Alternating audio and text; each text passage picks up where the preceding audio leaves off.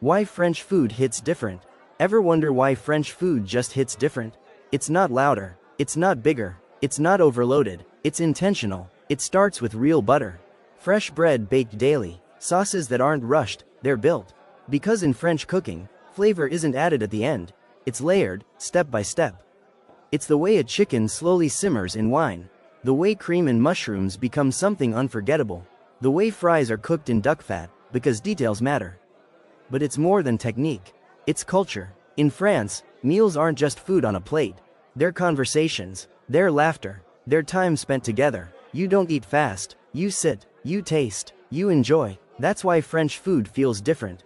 It's crafted, it's soulful, it's meant to be shared. And once you experience it the right way, you understand. That's why French food hits different.